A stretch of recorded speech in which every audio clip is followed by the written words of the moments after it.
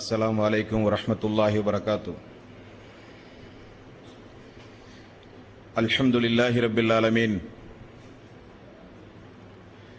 نحمده ونستعينه ونستغفره ونعوذ بالله من شرور أنفسنا وسيئات أعمالنا، من يهده الله فلا مضل له ومن يضلل فلا هادي له، وأشهد أن لا إله إلا الله وحده لا شريك له، وأشهد أن محمدا عبده ورسوله. يا أيها الذين آمنوا اتقوا الله حق تقاته ولا تموتن إلا وأنتم مسلمون. يا أيها الناس اتقوا ربكم الذي خلقكم من نفس واحدة وخلق منها زوجها وبث منهما رجالا كثيرا ونساء، واتقوا الله الذي تساءلون به والأرحام إن الله كان عليكم رقيبا. يا أيها الذين آمنوا اتقوا الله وقولوا قولا سديدا يصلح لكم أعمالكم ويغفر لكم ذنوبكم، ومن يطع الله ورسوله فقد فاز فوزا عظيما. فإن خير الحديث كتاب الله، وخير الهدي هدي محمد صلى الله عليه وسلم، وشر الأمور محدثاتها وكل محدثة بدعة وكل بدعة ضلالة وكل ضلالة في النار. வார்த்தைகளில் சிறந்தது அல்லாஹ்வுடைய வார்த்தை என்றும், வழிகாட்டுதலில் சிறந்தது நபிகள் நாயகம் ஸல்லல்லாஹு அலைஹி வஸல்லம் அவர்களுடைய வழிகாட்டுதல் என்றும், காரியங்களில் மிக மிக கெட்டது மார்க்கங்களில் பித்அத்துகளை உண்டாக்குவது, ஒவ்வொரு பித்அத்தான காரியங்களும்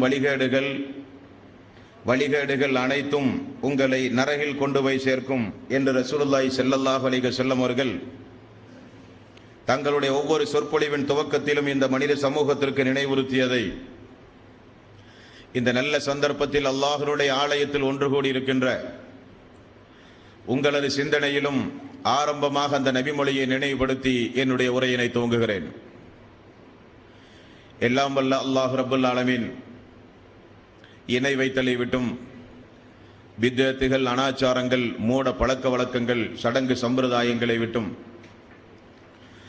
அமல்களை பாழாக்கி மறுமை நாளில் நரகத்திற்கு அழைத்துச் செல்லுகின்ற அனைத்து தீய எண்ணங்கள், நடவடிக்கைகளை விட்டும் நம் அனைவர்களையும் அல்லாஹ் காப்பாற்றுவதோடு, அல்லாஹ்வுடைய மார்க்கத்தில் சொல்லப்பட்ட சட்டதிட்டங்களை நம்முடைய வாழ்வில் நாம் முழுமையாக பின்பற்றி மரணிக்கின்ற பொழுது ஒரு உண்மை முஸ்லிமாக மரணித்து மறுமை நாளில் வெற்றி பெறுகின்ற ஒரு கூட்டத்தில் அல்லாஹ் நம் அனைவர்களையும் ஆக்கி அருள் புரிவானாக.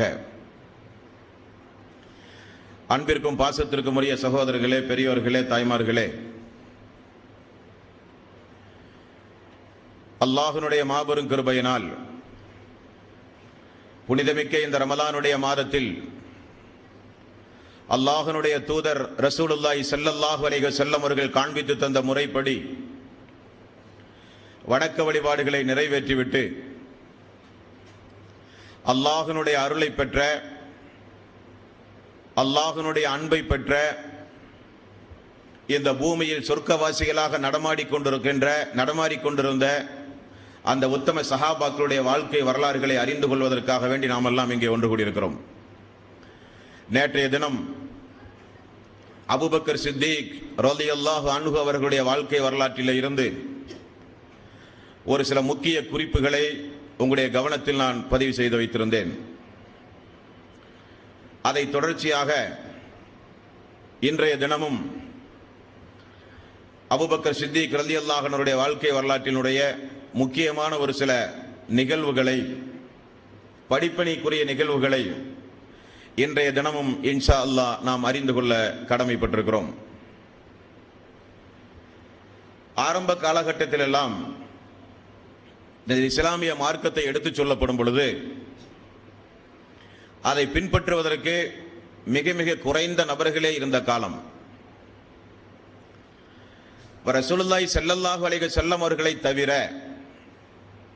மீதமுள்ள இஸ்லாத்தை ஏற்றுக்கொண்ட மக்களுக்கு, அது ஆண்களானாலும் சரி பெண்களானாலும் சரி, சொல்லனா துயரங்களை அந்த மக்கள் கொடுத்திருந்தார்கள் என்பதை ஹதீசுகளினூடாக நம்மால் அறிந்து கொள்ள முடிகிறது. அப்படிப்பட்ட அந்த நேரங்களில் எல்லாம் இஸ்லாத்தை தழுவிய அடிமைகளாக இருந்த, இஸ்லாத்தை ஏற்றுக்கொண்ட ஒரே காரணத்திற்காக வேண்டி வீட்டிலிருந்து துரத்தி அடிக்கப்பட்ட, பல்வேறு சிரமங்களை தாங்குகிற மக்களுக்கெல்லாம் மிகப்பெரிய ஒரு உறுதுணையாக இருந்தவர் அபூபக்கர் சித்திக் ரலியல்லாஹு அன்ஹு அவர்கள். நாளுக்கு நாள் எதிர்ப்புகள் அதிகமாகி அல்லாஹ்வுடைய தூதரை கூட தாக்குகிற முயற்சியை மேற்கொள்ளுகிற நடவடிக்கைகளை அவர்கள் மேற்கொள்ள ஆரம்பித்தார்கள்.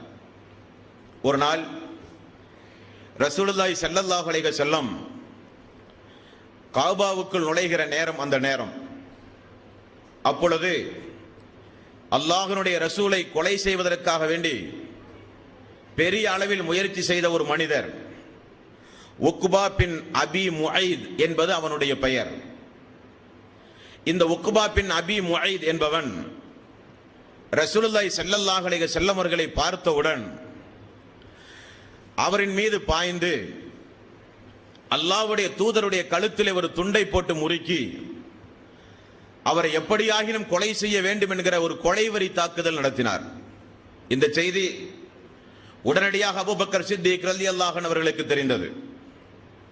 ஓடி வந்து பார்க்கிறார், இந்த உக்பா பின் அபு முஐத் என்பவன் அல்லாஹ்வுடைய ரசூலுடைய கழுத்தை பிடித்துக் கொண்டிருக்கிறான். உடனே அவனிடமிருந்து ரசூலுல்லாஹி ஸல்லல்லாஹு அலைஹி வஸல்லம் அவர்களை அவர் விடுவித்து இந்த அபு முஐதை பார்த்தும் இன்ன பிற குறைஷிகளை பார்த்தும் அபூபக்கர் சித்திக் ரலியல்லாஹு அன்ஹு அவர்கள் சொன்ன ஒரு வாசகம் உண்டு. ஐயகூல ரப்பி அல்லாஹ் வகத் ஜாஅக்கும் பில் பையினாத்தி மிர் ரப்பிக்கும். அல்லாஹ் ஒருவன்தான் என்று கூறிய ஒரே காரணத்திற்காக, அல்லாஹ்வின் புறத்திலிருந்து அத்தாட்சிகளை உங்களுக்கு கொண்டு வந்த ஒரே காரணத்திற்காக இவரை நீங்கள் கொலை செய்ய முற்படுகிறீர்களா என்று கேட்டு ரசூலுல்லாஹி ஸல்லல்லாஹு அலைஹி வஸல்லம் அவர்களுக்கு நேரவிருந்த ஒரு மிகப்பெரிய ஆபத்திலே இருந்து காப்பாற்றினார்கள் அபூபக்கர் சித்திக் ரலியல்லாஹு அன்ஹு அவர்கள். அவர் பயன்படுத்திய அந்த வாசகத்தை அல்லாஹ் திருக்குர்ஆனில் 40வது அத்தியாயம் 28வது வசனத்தில் அல்லாஹ் வேறொரு சம்பவத்திற்கு அல்லாஹ் குறிப்பிடுகிறான்.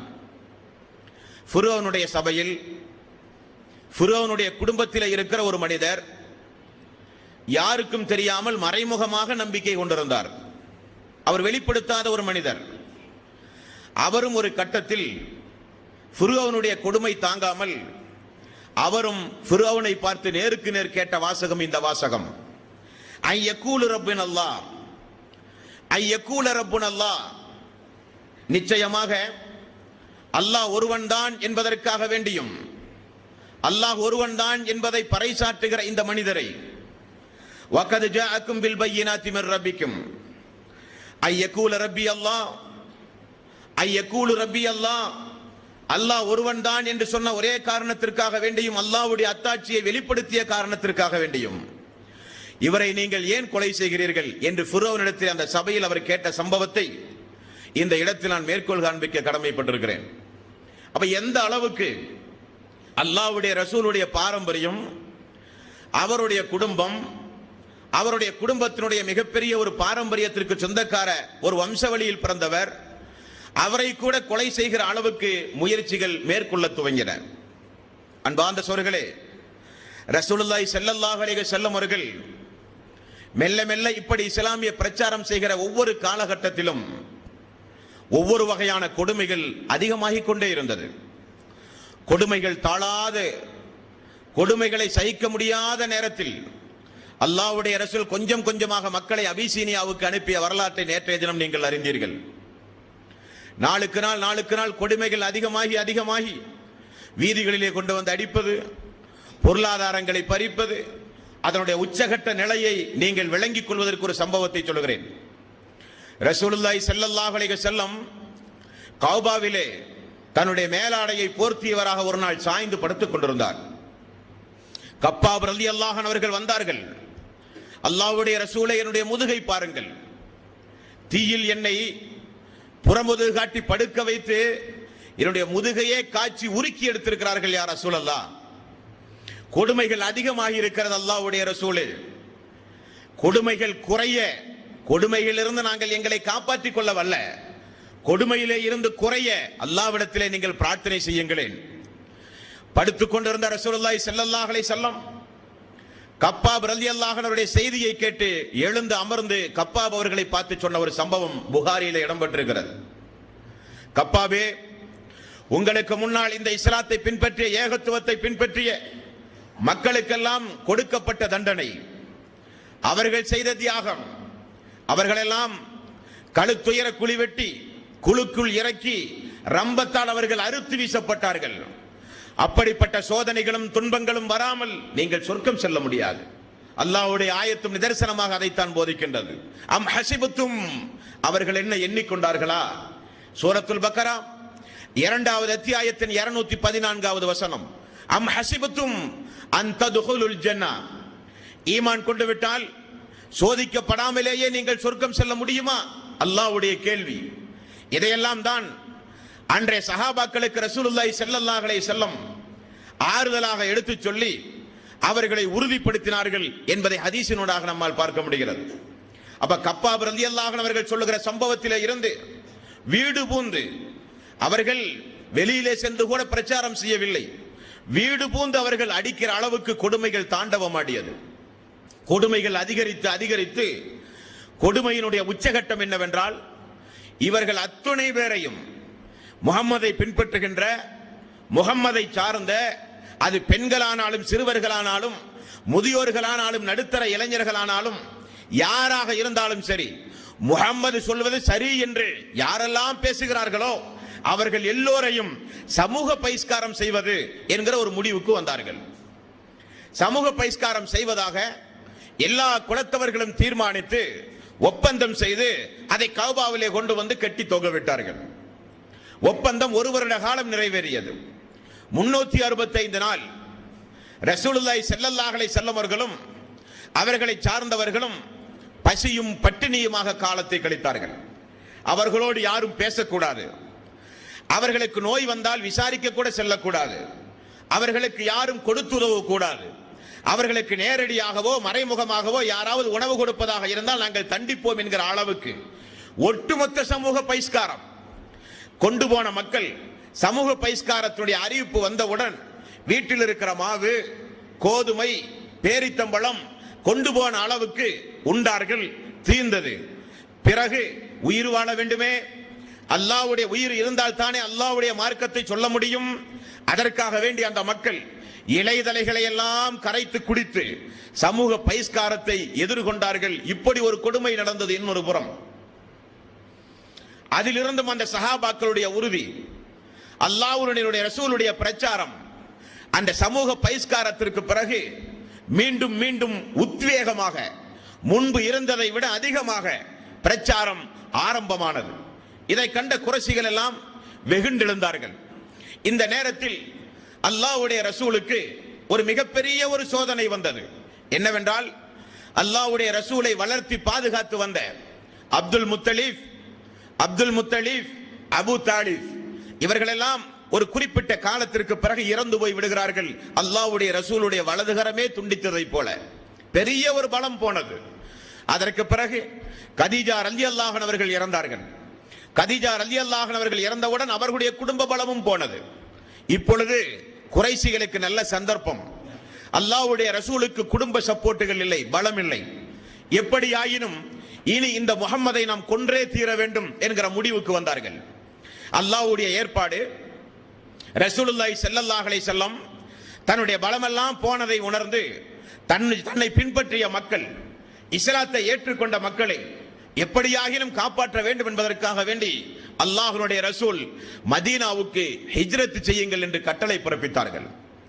உமர் ரலியல்லாஹு அன்ஹு அவர்கள் முதற்கொண்டு எல்லோரையும் அல்லாஹ்வுடைய ரசூல் அனுப்பினார்கள். அல்லாஹ்வுடைய ரசூல் உடன் வைத்திருந்தது அபூபக்கர் சித்திக் ரலியல்லாஹு அன்ஹு அவர்களை மட்டும், கூட அலி ரலியல்லாஹு அன்ஹு அவர்களையும் வைத்துக் கொண்டார்கள். எல்லோரும் போனார்கள்.